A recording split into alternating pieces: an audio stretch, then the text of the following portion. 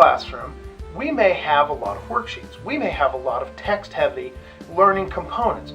We also could have a lot of video components.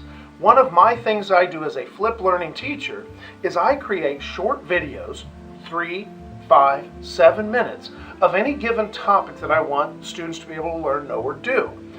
And with that, I combine them and they become the source of my DIBS. But I also have some experimentation that I do.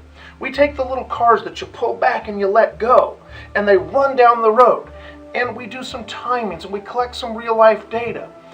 But if the student isn't available, or whatever reason, we have an assembly, we have whatever that causes us to not be able to do that, I still have a video version of students doing that process.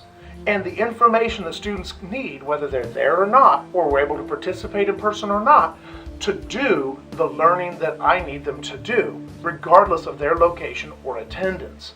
So that's one of the things for math that I can put together and put into a DIB. Now, the other thing that we can do is for science. I love the use of DIBS for science because it takes forever to put together an experiment. It takes forever to get out all the pieces and the components and to set up the various stations. And science teachers, you guys work really, really hard on this. But if a student isn't there, or if a student can't get to all the stations at the right time, or if we're missing some components, or we allow a student choice of which ones they wish to do in person and which ones they might wish to do digitally, there's a variety of reasons we might want to have those experiments done in a set of DIBS. Now, there's two things that we could kind of accomplish here.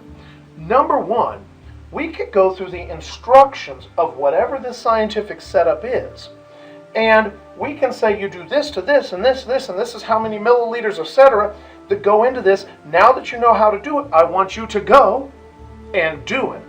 And what we've just done is we've saved a whole bunch of class time and replicated ourselves from having to do this over and over through the course of the day for every station or every group of students. The students can see us do this, which we want to be consistent, eminently and infinitely consistent every time. We want them to do it right. Then let's just do it once and make sure it's right, and they can all see it when they need it and can refer back to it if they need it again. So instructions are great in a science class.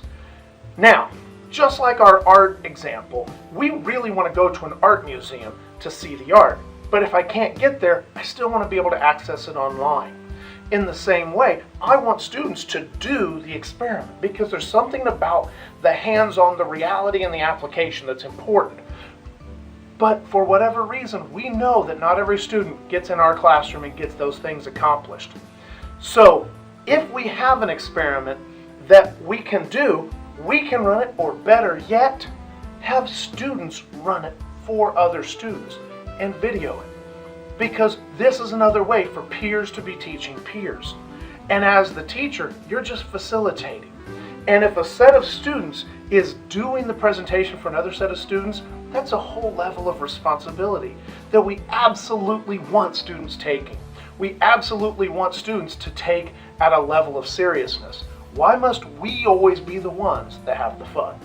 So you can do the experiment and videotape it, archive it, curate it, and put it in a DIB so that students can access it as they need.